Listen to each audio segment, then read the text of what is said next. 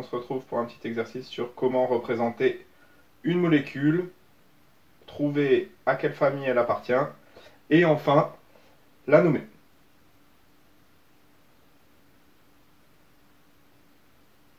On a cette molécule, on va commencer, première chose, par trouver la formule brute.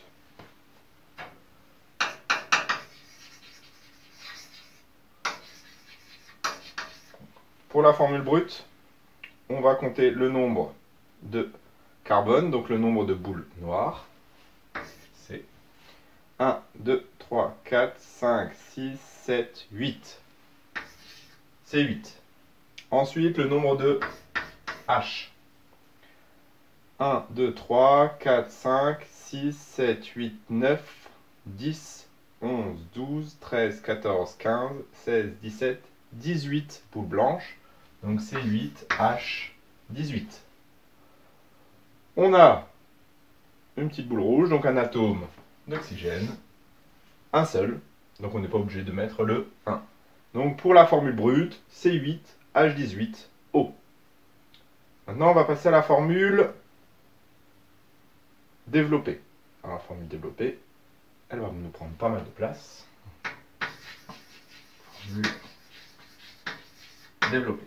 Formule développée, je vais commencer, donc je vais essayer de faire la molécule, voilà, ça je vais représenter de manière horizontale, et les embranchements, ensuite on partira de manière verticale. Donc, je commence, C, je représente toutes les liaisons carbone-carbone.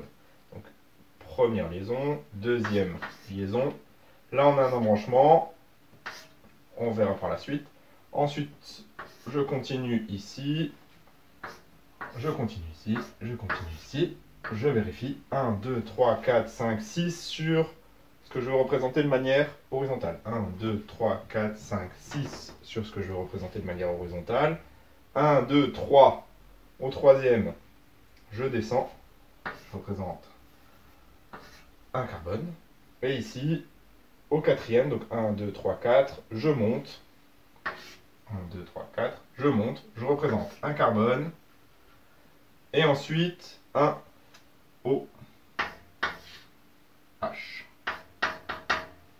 Voilà.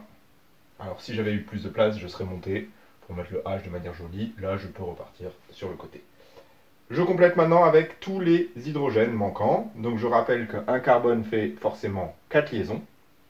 On n'a pas de double liaison. On a représenté tous les atomes autres que H. Donc maintenant, on pourrait compléter directement là-dessus. En formule développée, on met les liaisons manquantes. En formule semi-développée, on verra après qu'on va représenter exactement la même molécule et on compléterait juste les H qui manquent au niveau des C. Donc je compte à chaque fois. Ici par exemple j'ai 3 liaisons, je sais qu'il m'en manque une, je rajoute un hydrogène. Ici pareil, j'ai déjà 3 liaisons, je complète avec un hydrogène. Ici j'ai 2 liaisons, donc je complète avec 2 hydrogènes. Et ainsi de suite, je complète tout le carbone avec des liaisons CH. Voilà, j'ai bien tout représenté. C'est bon.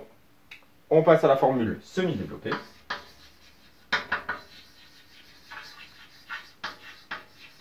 Donc là, en fin de compte, j'avais la structure avant, puisque la seule chose que je dois enlever, ce sont les liaisons vers entre hydrogène et l'atome voisin. Donc ici, on aura CH3, CH2, CH, CH3, CH, CH2, OH, CH2, CH3. Je rappelle qu'on aurait pu représenter ça de manière horizontale, de manière verticale.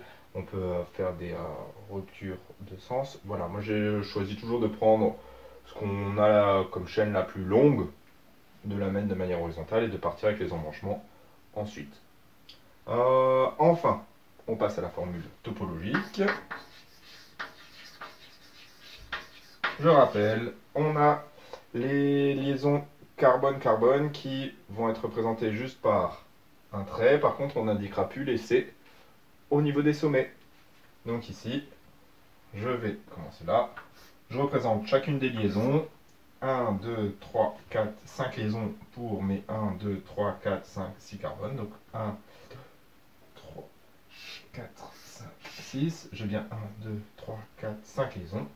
Donc j'ai bien ma chaîne principale. Sur le troisième carbone, donc 1, 2, 3, 1, 2, 3, j'ai un CH3 à représenter, donc une liaison carbone-carbone.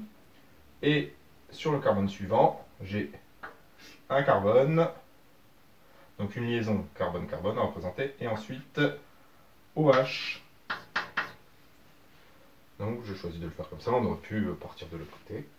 Voilà pour la formule topologique. Maintenant, on va s'intéresser à la famille. Donc quel est le groupe caractéristique qu'on a là-dessus? On a un groupe qu'on appelle un groupe hydroxyle. Donc c'est un groupe hydroxyle. Ça veut dire qu'on appartient à la famille des alcools. Maintenant, on va chercher à nommer cette molécule.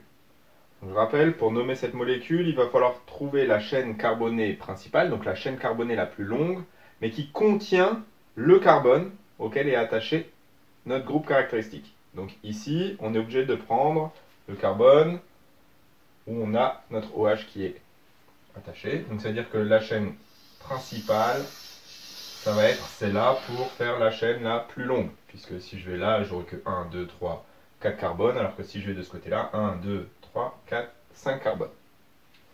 Du coup, on peut compter déjà qu'on a 1, 2, 3, 4, 5 carbones. Ça veut dire que nous allons avoir comme préfixe pente, ane, et ensuite le nom. Donc, pente, puisque nous avons 5 carbones. On numérote. 1, 2, 3, 4, 5. Je ne numérote pas dans l'autre sens puisque je veux forcément que mon groupe caractéristique soit accroché au carbone avec la plus petite numérotation. Donc forcément ici ça va être 1. C'est un alcool. Donc on va avoir pentane 1-ol. Le suffixe ol puisque nous avons un alcool.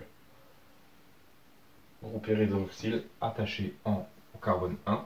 Donc pentane 1-ol. Maintenant, on a deux groupes, encore accrochés, CH2, CH3 et CH3. Un groupe ici avec deux carbones, donc ça va être un groupe éthyle. Ce sont des groupes donc avec deux carbones préfixe et, groupe éthyle, et ici avec un seul carbone, donc le groupe méthyle.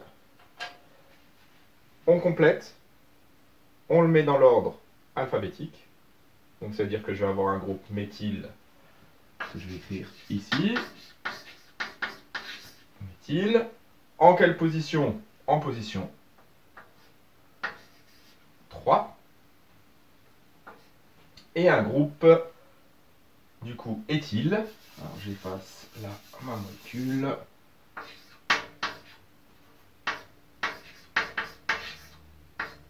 En position, cette fois-ci, 1, 2. Donc ça va me donner du 2-éthyle-3-méthyle, pentane-1-ol. Je rappelle que je mets des tirets entre chaque chiffre et lettre. On ne met des virgules que entre les chiffres.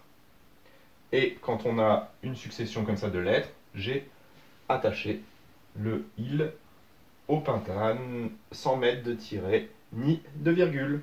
Donc voilà le nom de cette molécule, du 2-éthyle, 3-méthyle, pentane, 1-ol.